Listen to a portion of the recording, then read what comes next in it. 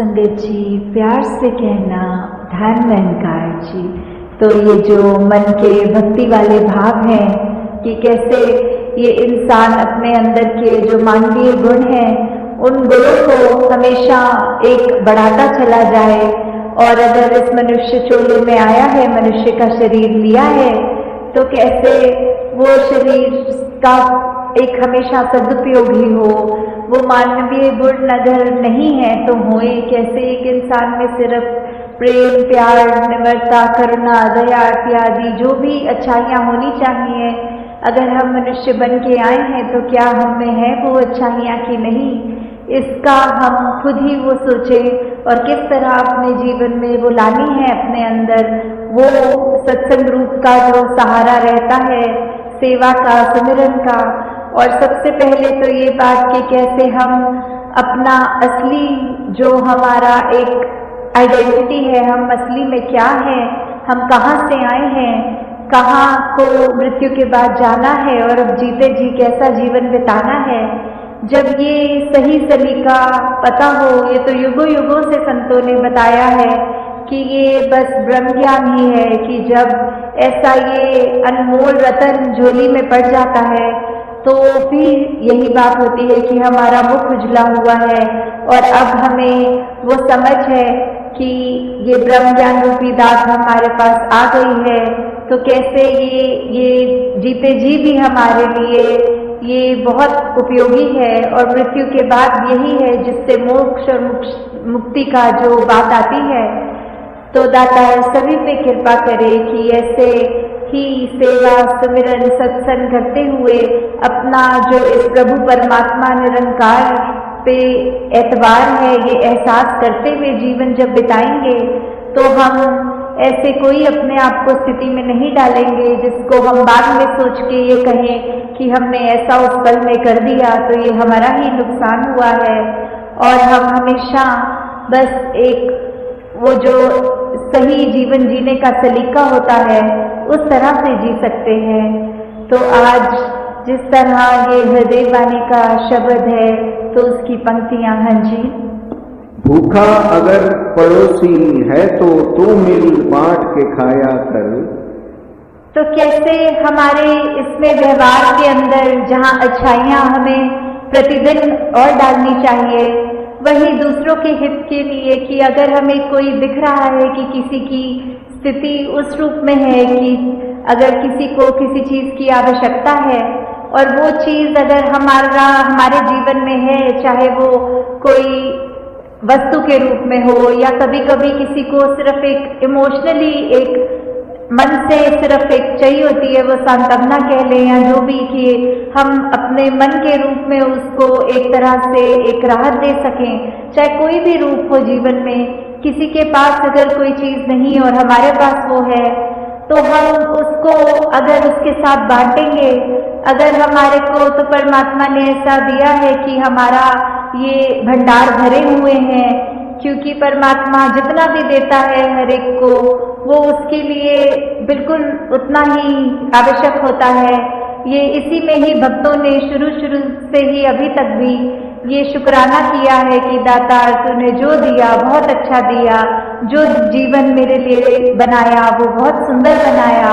उसमें फिर अगर चाहे खुद की शरीर की पीड़ा, आर्थिक प्रॉब्लम्स, कुछ भी ऐसा हो,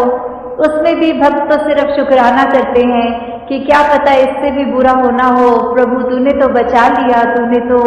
जीवन बहुत ही सवार के आसान कर दिया है। तो ऐसी स्थिति में भी जब हम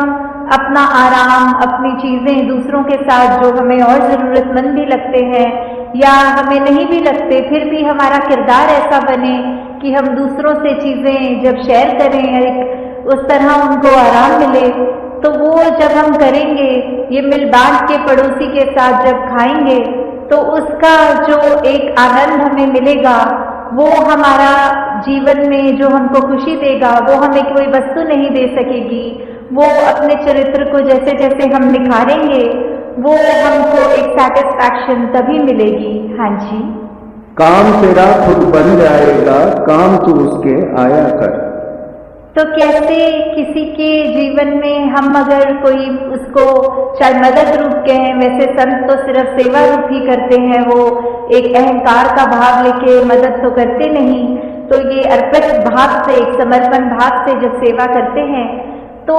ये भी भाव जो होता है कि हमने किसी के काम अगर तभी आना है अगर हमें कोई अपना फायदा दिखे, तो ऐसा नहीं होना चाहिए। हमें पहले यही देखना है कि दूसरे के लिए ही हमने सहूलत करनी है। उससे हमको जो हम कितना काफी अरसे से बात हम सुनते भी आए हैं अपने बचपन से ही कि वो बात की कर्म करो और फल की इच्छा ना करो वाली बात की, हम इसलिए ही किसी के साथ अच्छे ना रहें ताकि हमारे को उसके बदले अच्छाई मिले। नहीं, हमारे को अच्छाई मिले बुराई ये हमने नहीं सोचना। हमने दूसरे के काम आना है और उसमें अगर परमात्मा हम पे कृपा करे, ये निरंकार ने जो करी हुई है हमेशा, तो जरूर देगा वो, जरूर एक अच्छाई चीज ही हमको, अच्छी चीज ही उसके बदले। पर अगर बात वही हमारी इंटेंशन की है कि हमारी सोच की है, अगर कोई अच्छा कार्य करने से पहले हम समर्पित नहीं है, हम यही सोचें कि ये करने से मुझे इसका दुगना फायदा होगा, तो फिर वो कार्य करने का भी कोई पॉइंट नहीं होता। तो यहाँ भाव सिर्फ इन पंक्ति में यही है कि हमने अपना काम हमारा सबरेगा जब दूसरे का भी हम अच्छाई ही उसको देंगे, पर ये बात हमने मन में नहीं आने देनी कि हमारी अच्छाई हो इसीलिए दूसरे का काम हम करें। हाँ जी। घर पड़ोसी का बचा ले, अपना घर बचाना जो। तो हमें किस तरह एक दूसरे का सहारा बनना है। अगर हम दूसरे का नुकसान होने से बचाएंगे तो ही अपने लिए भी, अपने जीवन में भी हम एक सुकून महसूस करेंगे। एक वो बात कि अगर अपना हमें सब सुरक्षित रखना है तो हमें दूसरे का भी नुकसान नहीं करना, कि नहीं तो अगर हम यही सोच रखेंगे कि हम दूसरे को तो ऐसे तंग कर देंगे, उसको तो परेशान कर देंगे, उससे हमारा क्या नुकसान हो रहा है। नहीं, अगर हमें अभी ये बात नहीं समझ में आ रही तो परमात्मा थोड़े समय बाद ऐसा कोई स्थिति लाकर सामने खड़ा अवश्य करेगा जिससे फिर हमें पछतावा होगा कि हमने वो दूसरे का नुकसान ही क्यों किया। तो यहाँ हमें अगर अपना घर सुरक्षित रखना है तो हमें पड़ोसी का भी घर, हमारी ही जिम्मेवारी है वो, क्योंकि ये संसार एक वसुदेव कुटुंबकम की भावना, ये यूनिटी इन डाइवर्सिटी की बात कि हर कोई अपना है। जब हर एक व्यक्ति में ही ये परमात्मा का अंश बसा है तो हर कोई ही श्रेष्ठ है। फिर वो बात नहीं कि सिर्फ मैं ही श्रेष्ठ हूँ और दूसरा श्रेष्ठ नहीं है। चाहे वो किसी भी जाति का हो, किसी भी देश में रहता हो, कोई भी कल्चर हो, खान पान का तरीका, मेरे से दूसरे का स्वभाव चाहे कितना भी अलग हो तो भी वो उतना ही श्रेष्ठ है मेरे जितना ही वो, बल्कि हर एक को ये भाव रखने हैं कि दूसरे तो हमसे ज्यादा श्रेष्ठ हैं, हमारे अंदर तो कोई लाकत नहीं, कोई ऐसे कर्म नहीं, और बाकी सब में इतने सुंदर कर्म, इतना सुंदर जीवन जीते हैं सब। तो वही बात आ जाती है कि हमने एक दुनिया के लिए एक वरदान बनना है और कैसे हमने हर एक के लिए कुछ भी करने के लिए अपना जीवन ऐसा ही बनाना है जो एक परोपकारी जीवन हमारा अपना बन जाए। हाँ जी। सुख हर देव उसे देता जा, सुख तूने है पाना जो। तो कैसे हमें सुख को एक अपने जीवन में लाना है और उसको लाने का तरीका, शुरुआत उसकी हमारी अपनी होनी चाहिए। कोई परिस्थिति हमको कभी सुखी नहीं करेगी। किसी भी परिस्थिति में सुखी होना हम पे डिपेंड करता है, वो चॉइस हमारी है। अगर आधा ग्लास पानी एक व्यक्ति के पास है और दूसरे का एक नाशुक्रा हो सकता है बोल के कि ये काफी नहीं है, मुझे तो पूरा पीना था, और परमात्मा ने सिर्फ आधा ग्लास ही दिया, और कहाँ दूसरा व्यक्ति उसी आधे ग्लास में कह रहा है शुक्र है परमात्मा तूने इतना तो दिया, वरना मेरे होठ तो बिल्कुल पानी की एक बूंद को भी तरस रहे थे। तो हमने अपने जीवन में क्या करना है, किस तरह की सोच रखनी है। शुरुआत एक अच्छाई की हमने करनी है तो किसी दूसरे ने नहीं हमका हमारे अंदर आके वो बदलाव करने हैं। जब हम एक सत्य के साथ जुड़ जाते हैं जब ये ब्रह्म ज्ञान रूपी दात हमारे जीवन में आ जाती है,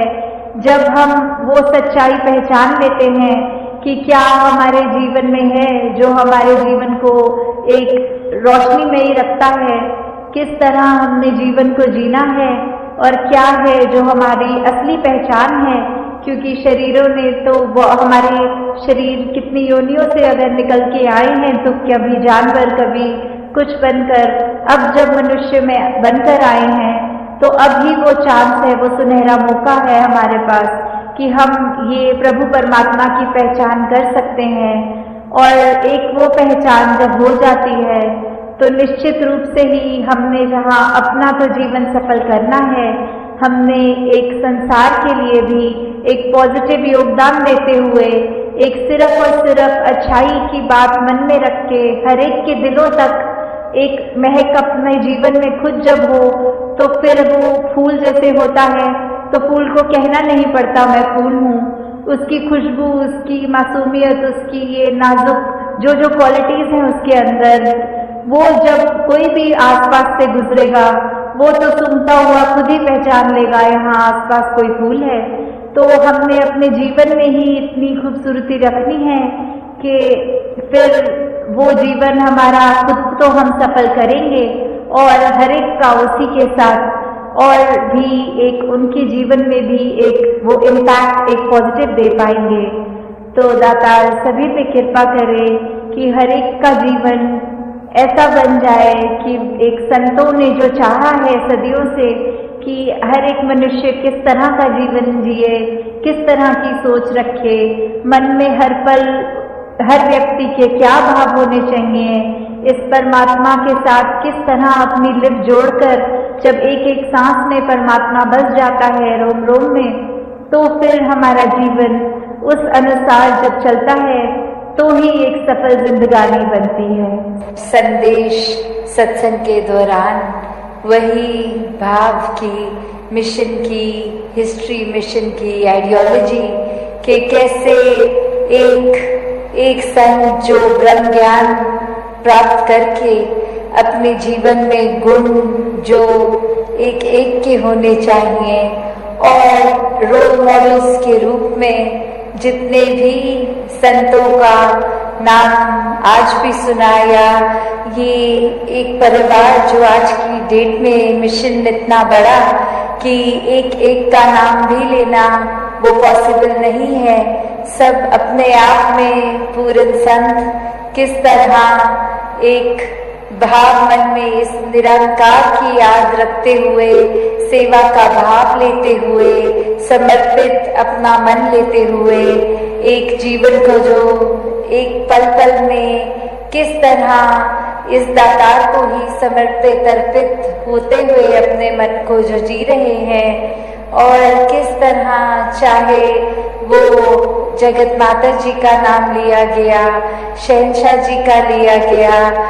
और किस तरह रात माता जी, माता सविंदर जी, हर एक जिस तरह भी नाम हमने चाहे सुने हो, सदगुरुओं के भी आज लिए गए और संतों के भी उनके साथ ही लिए गए कि ये भाव मन में कि ये दृष्टि जब ब्रह्म ज्ञान की एक जीवन में आ जाती है तो एक दशा और दिशा ये एक हो जाती है। जब इस एक को जान लेते हैं, इसी की ओर इस दातार, इस निरंकार के तरफ मुख रख के मुख उजला जब हो जाता है तो पल पल में ये ब्रह्म ज्ञान जिया जाता है। फिर वही बात जो आज बार बार सत्संग में भी सुनी कि सिर्फ ब्रह्म ज्ञान ले लेना ही मुक्ति का एक फाइनल नहीं, ब्रह्म ज्ञान जीना पल पल, और ब्रह्म ज्ञान पल पल कैसे जिया जा सकता है, वो भाव की दिल को, इस मन को दातार के रंग में हर समय रंगा जाए। ये जो संत हैं, महापुरुष हैं, इनकी चरण रज, इनके जो भी बातें सुनने को मिल रही हैं, इनसे शिक्षाएं, वो सुन सुन के अपने जीवन पे सुधार करना, कैसे मन से सिमरन, पैरों से सत्संग और हाथों से सेवा ये हर कोई जब करता जाता है तो ही ब्रह्म ज्ञान को जीते हुए, जैसे कण कण से शिक्षा लेते हुए अपने जीवन के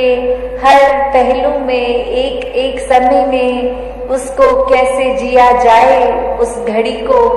वो ब्रह्म ज्ञान जीना है।